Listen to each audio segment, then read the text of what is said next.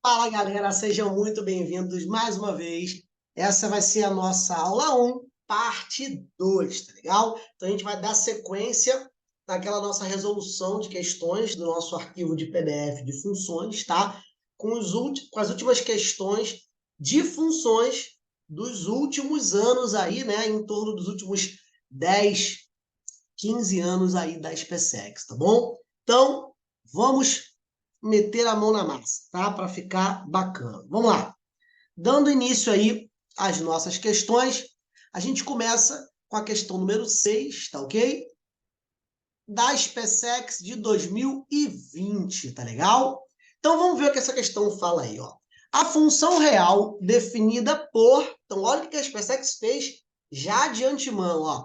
Ela colocou uma função quadrática, olha aqui, ó, dentro de uma função do primeiro grau, ó. Então, você tem uma função quadrática dentro de uma função do primeiro grau, tá? Ele diz assim, essa função do primeiro grau, a mandante é do primeiro grau, tá? Ela é crescente, parou aí. Você tem que saber analisar, no caso, a inclinação de uma função de segundo grau, tá? Então, vamos para aquela nossa OBS padrão aqui para te salvar nessa reta final de SpaceX, tá? Então, uma função do primeiro grau tem esse modelo padrão aqui, né? mx mais n. E quem define a inclinação da função do primeiro grau é o m. Para quem não sabe, ele é o coeficiente angular, tá legal? O m é o coeficiente angular da função. O que ele significa, Anderson? Significa o seguinte, ó, eu tenho aqui o meu eixo das abscissas. Se por acaso o meu m for maior que zero, a minha função ela é crescente. Então, a minha função do primeiro grau ela é crescente toda vez que o m é positivo. Se o m for negativo, ela é decrescente. Então, bem simples, bem objetivo, tá legal?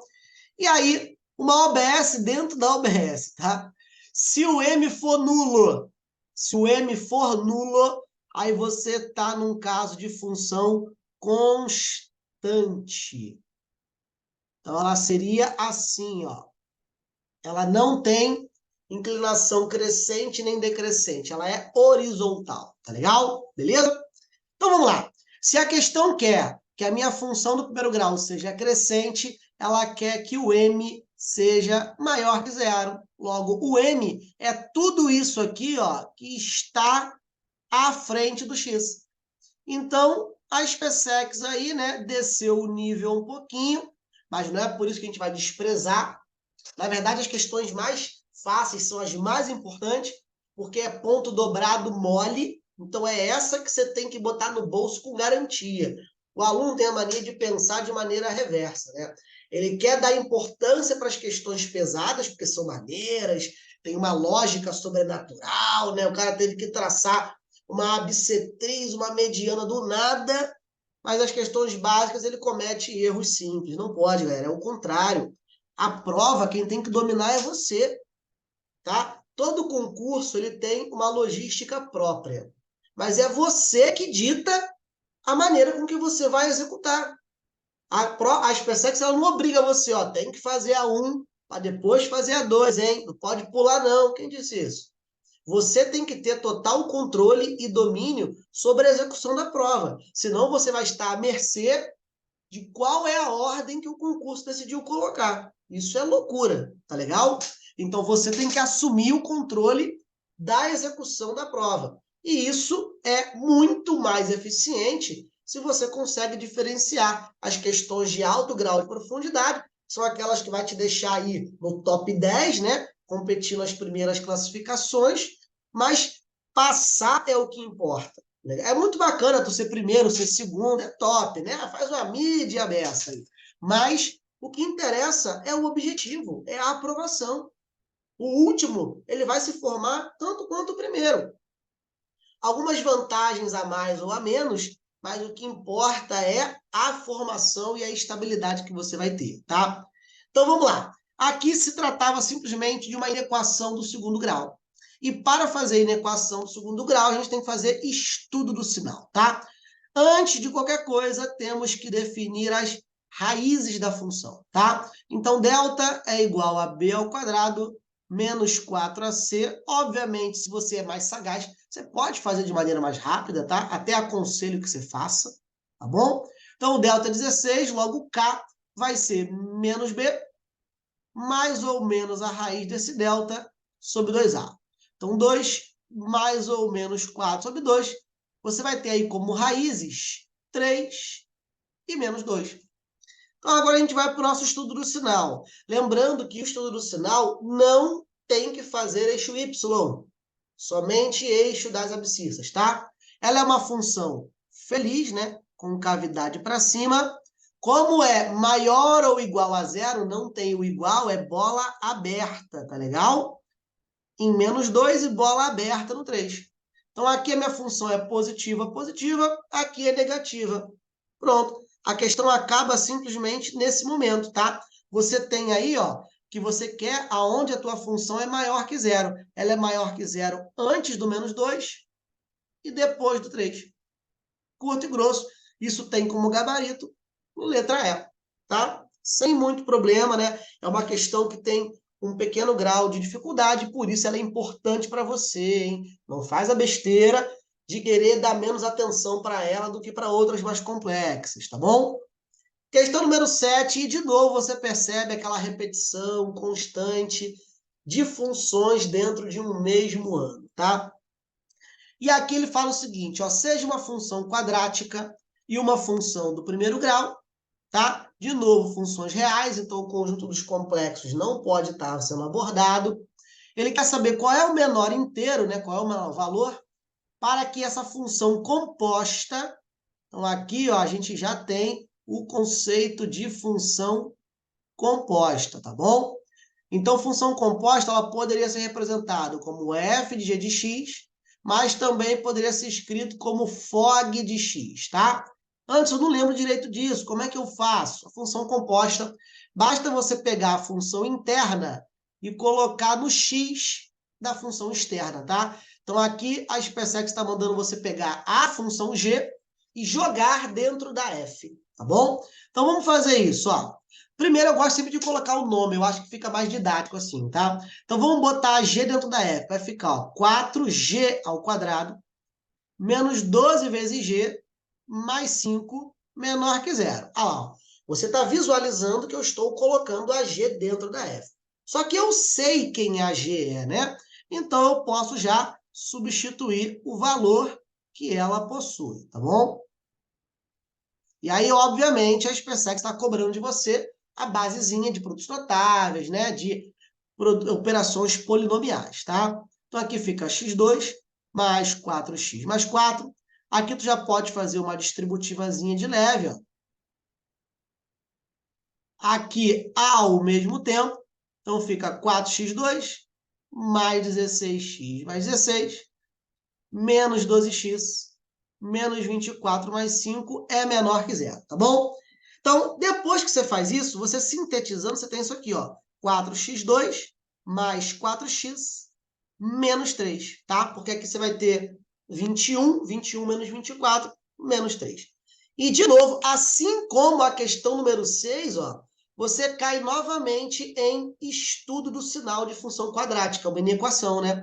Então, você vai de novo partir como? Partir para as raízes, ó. Delta é igual b ao quadrado 4ac, tá? Então, tu vai ter aí um delta 16 mais 48, delta 64.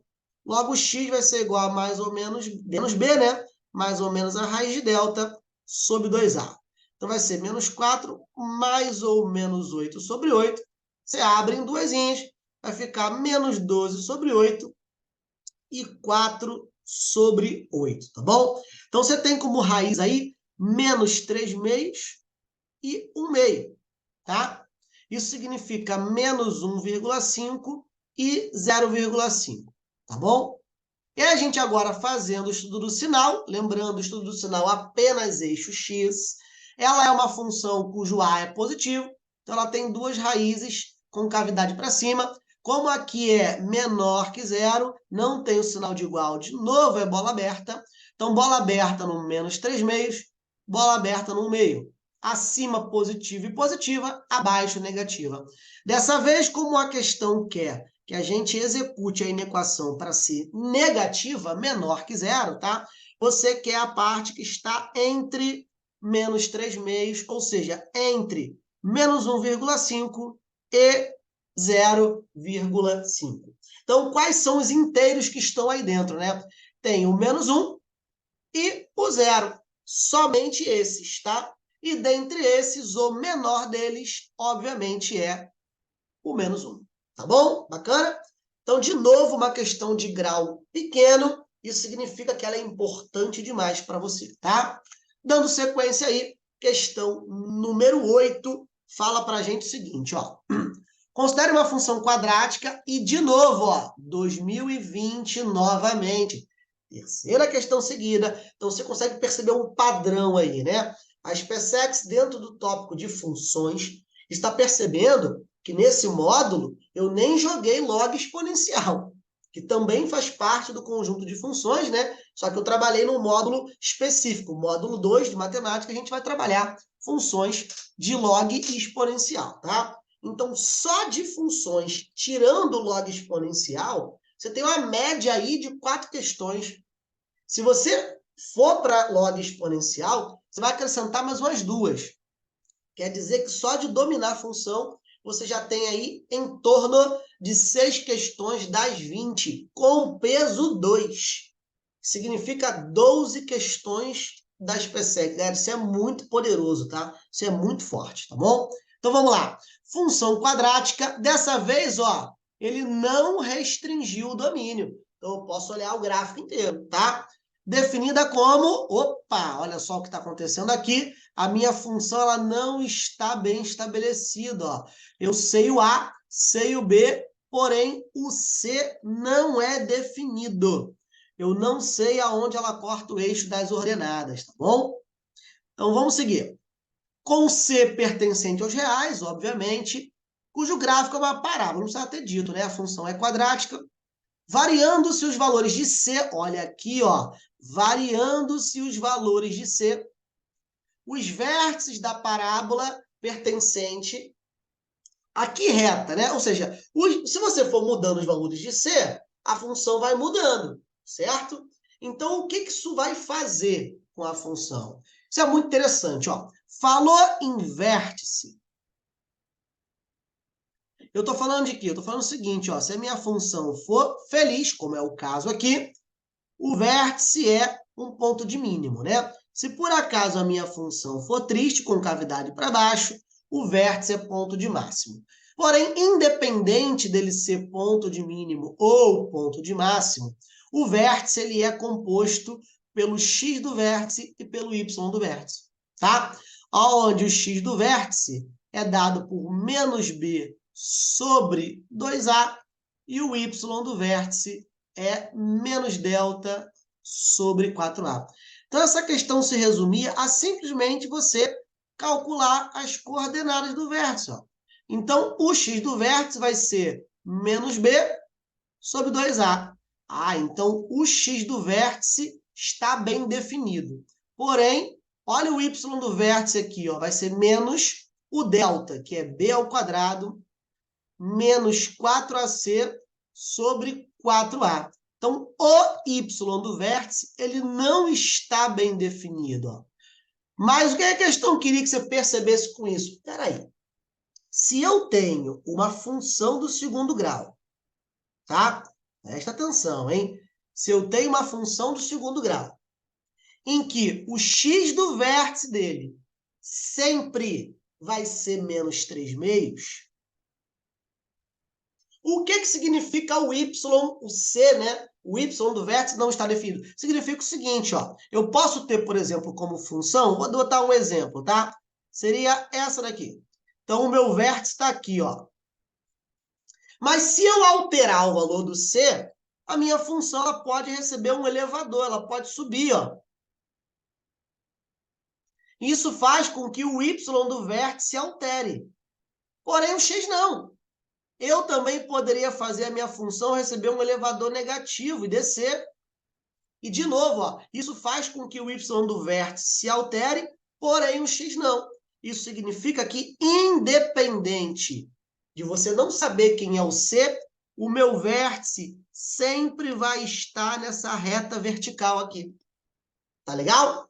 E uma reta vertical nada mais é do que uma reta x. Tá legal? Retas horizontais são retas em y, retas verticais são retas em x. Então, essa aqui simplesmente é a reta x igual a menos 3/2, gabarito, letra bravo. Tá vendo?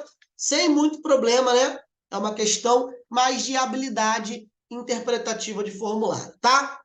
Próxima questão, questão número 9, a gente já entra no universo de funções trigonométricas, tá ok? A SpaceX falou o seguinte, ó, de novo, ela não restringiu o meu domínio, ele é todos os reais, e ele deu uma função f de x com expoente trigonométrico. Então, a gente está numa junção aí de função trigonométrica dentro de função exponencial, tá bom?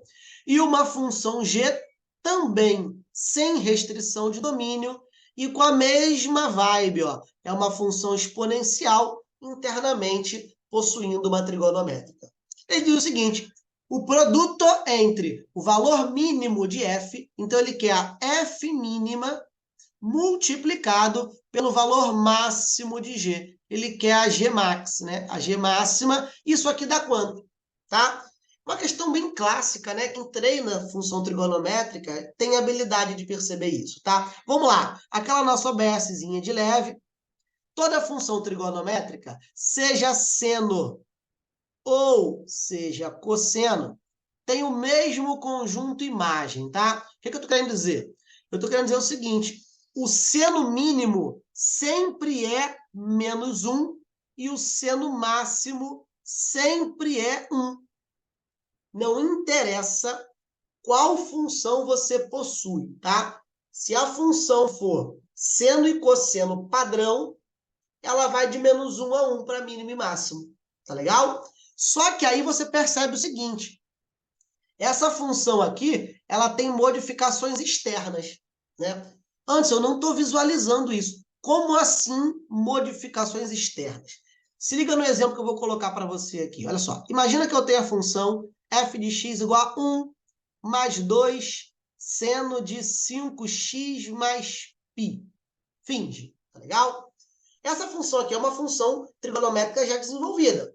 Então, para você, vou falar só de imagem, tá? Já que essa função só quer saber imagem, não vou comentar sobre período nesse momento, tá bom? Então, como que eu faria a imagem dessa função? Todo esse bloco aqui, ó, que é o bloco do seno, não interessa o que está dentro da função. Se eu estou preocupado em calcular a imagem de uma função trigonométrica, a parte de seno e cosseno não importa. Por quê? Porque ela obrigatoriamente vai ter que variar de menos 1 a 1. Porém, como eu tenho modificações externas, eu tenho que fazer as modificações externas. Então, aqui você teria 1 mais 2, que multiplica de menos 1 a 1. Então, simplesmente seria 1, e aí tu joga uma distributivazinha, que vai variar de menos 2 a 2, e você faz essa adição também em forma de distributiva, olha só. Então, quer dizer que a imagem desse exemplo aqui, ela não é de menos 1 a 1. Ele já seria de menos 1 a 3, tá bom? E como que isso ajuda a gente a fazer a questão? Primeiro, eu vou ter que pegar cada uma dessas trigonométricas aqui, ó, do expoente, e definir os intervalos de domínio que elas, de imagem, perdão, que elas possuem, tá? Então, eu vou chamar aqui de função 1 e vou chamar aqui de função 2, tá bom? Então, vamos lá. Vamos definir esses intervalos de domínio aí, ó. Na função 1, ela é 4 mais 2 seno de 3x. E aí, vamos fazer o mesmo script, ó. A parte do seno não importa para nada. Por quê? Porque ela com certeza vai variar de menos 1 a 1.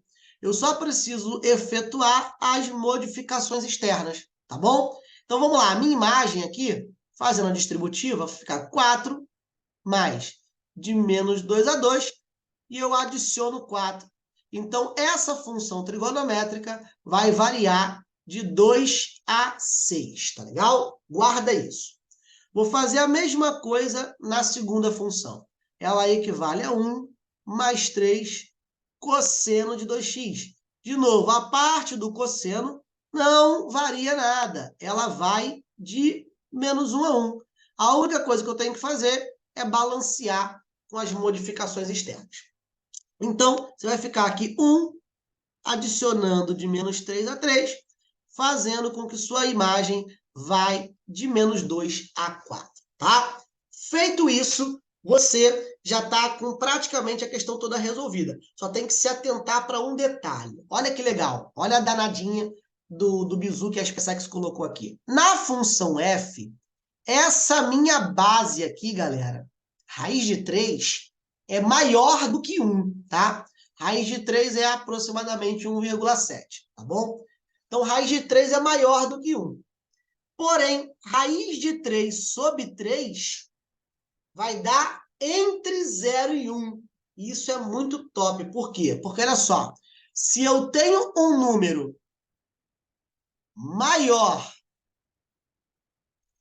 que 1 elevado a um expoente positivo, o que que isso faz esse número sentir? Ele sente uma ideia de máximo, né? Ele sente uma ideia de aumento.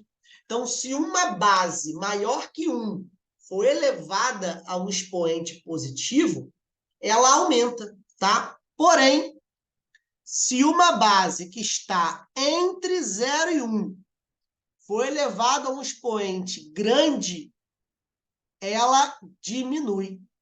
Por exemplo, para você perceber legal o que isso significa, ó, 0,2 elevado ao quadrado dá 0,04. Porém, 0,2 elevado ao cubo já dá 0,008. Olha o que aconteceu. Eu aumentei o expoente, porém o meu resultado foi reduzido. Por que isso aconteceu? Porque a minha base está entre 0 e 1.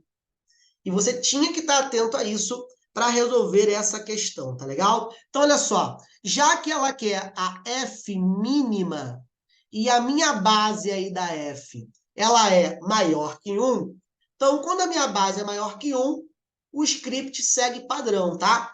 Para eu ter o valor mínimo, eu tenho que ter o expoente mínimo. E qual é o valor mínimo que o meu expoente pode ter aqui, ó? Se ele vai de 2 a 6, o meu valor mínimo é 2. Logo, o valor mínimo que a f pode possuir é 3, tá legal? Já o valor máximo da g vai ser a base dela, porém, como a g tem base entre 0 e 1, para ela ter o valor máximo, ela tem que ter o expoente mínimo, porque base 0 e 1 é reverso, né? Quando o número está entre 0 e 1, o máximo dá o mínimo e o mínimo dá o máximo. Então, nessa função aqui, ó, o mínimo é o menos 2, tá bem? Logo, você tem que ter raiz de 3 sobre 3 elevado a menos 2. Toda vez que o expoente é negativo, o que você faz? Você inverte a base para transformar o expoente em positivo, tá bom? E aí você vai resolver a potência em cima e embaixo, ó. 3 ao quadrado é 9, raiz de 3 ao quadrado, 3. O máximo que a g pode ter é 3. Logo, a questão quer que a gente faça 3 vezes 3. Seu gabarito, letra delta, 9. Tá show? Seguindo aí, para a nossa última questão dessa segunda parte, de novo, a SpaceX cobrando função trigonométrica, tá bom? Vamos lá.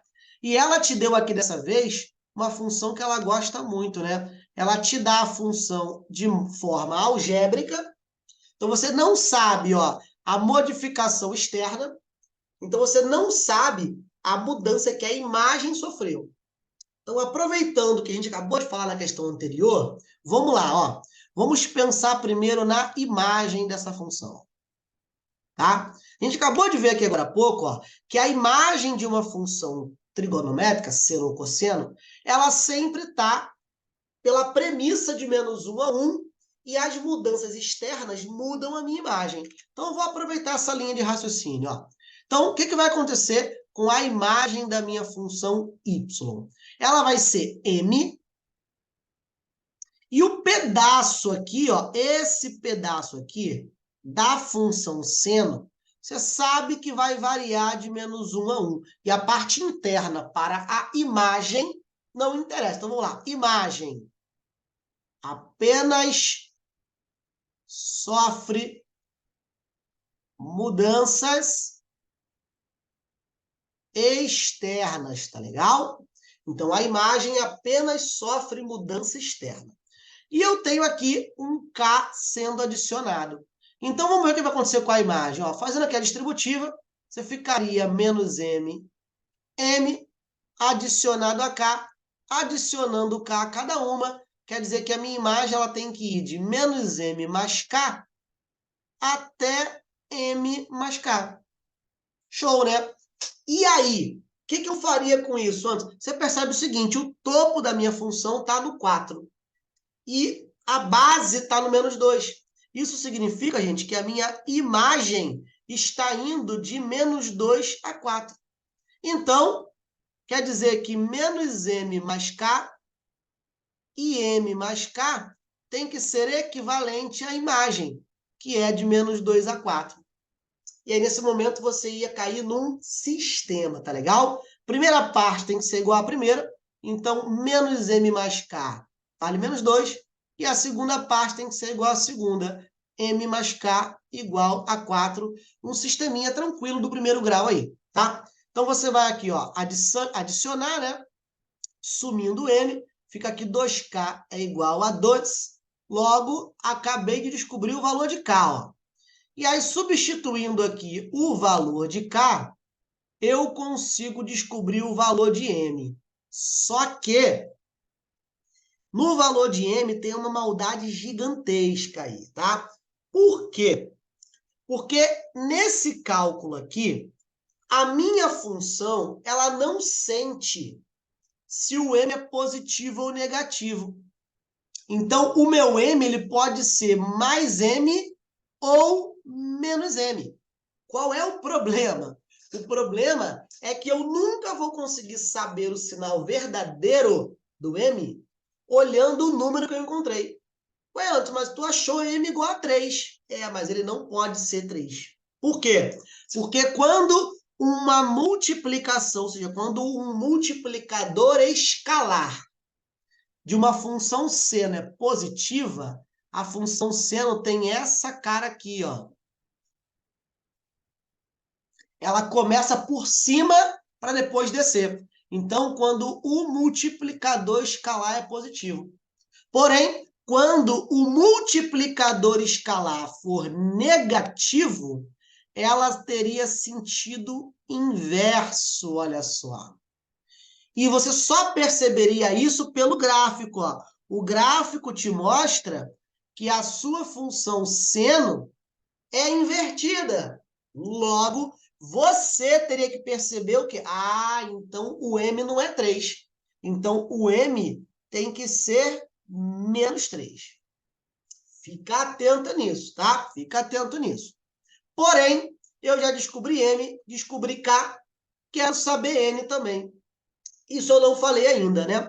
A ideia interna, né, o que está dentro do parênteses de uma função trigonométrica, define o período, tá legal? Então, falando de período de função trigonométrica, toda função seno ou cosseno, o período é 2π, tá legal?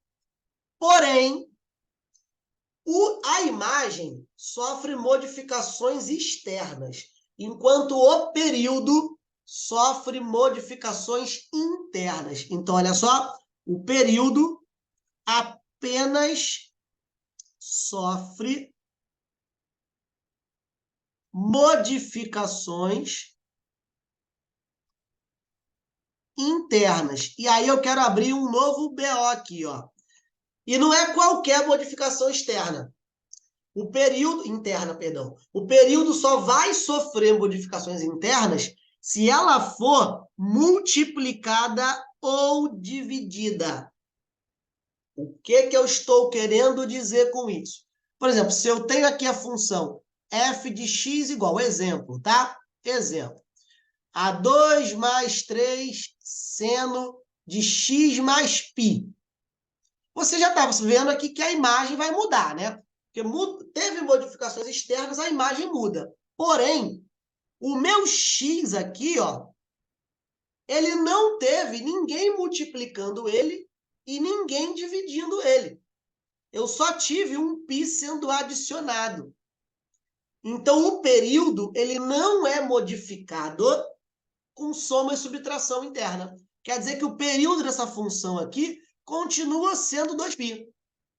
Agora, um outro exemplo. E se eu tivesse... Então, ó, aproveita. Olha que curso top que eu montei para vocês, hein? Apesar de a gente estar resolvendo questões já direto da prova que você pretende fazer, a gente está dando aula dentro delas, tá legal? Então, você tem aí, ó, 4 mais 2 cosseno de 3x.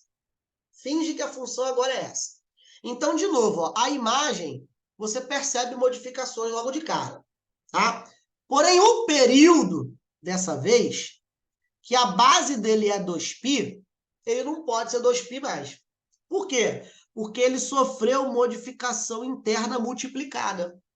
Só que aí eu vou botar mais um último bizu aqui. O período sente ao contrário. Como assim, Anderson? Se aqui o meu x foi multiplicado por 3, o meu período foi dividido por 3. Então, toda multiplicação ou divisão que o x dentro do parênteses sofrer, o período sofre de maneira oposta. Soma e subtração não muda o período, tá? Antes, o que a soma e subtração faz? Ela só arrasta, é uma esteira. Ué, mas se eu arrastar a função, eu não estou mudando ela? A função você muda, porém o período dela não, tá? O que seria o período? O período de função seno é toda vez, né? A gente usa até esse conceito lá em ondas, em física, toda vez que o ciclo se repete. Então, olha só, eu faço esse S deitado aqui, começando no 0, e eu termino ele quando eu começo no 6. Do 6 em diante, eu inicio o ciclo de novo. Eu vou descer, subir para descer. Quer dizer que o período dessa função aqui é 6. Tá legal? Só que o período de uma função trigonométrica básica é 2π. E eu estou vendo que ela foi multiplicada por n. Então, aqui tem que ser dividido por n. Esse período aqui tem que dar o que o gráfico mostra, que é 6. E nesse momento você encontra o n, ó. Multiplicando cruzado, você vai ter que 6n é igual a 2π. Logo, n é igual a 2π sobre 6, simplificando π sobre 3. Pronto aí. Você agora acaba de encontrar que o seu m vale menos 3, então letra A e letra B morreu. Você acaba de encontrar que o n vale π sobre 3 e que o k vale 1. Logo, o seu gabarito aí é uma letra delta. Tá legal? Então, a solução, gente, parece que tá grandona. Você não pode esquecer que eu dei vários exemplos, eu te dei várias ideias. Eu não saí só resolvendo, né? Mas se você for fazer diretamente a solução, ela fica bem curta, bem simples.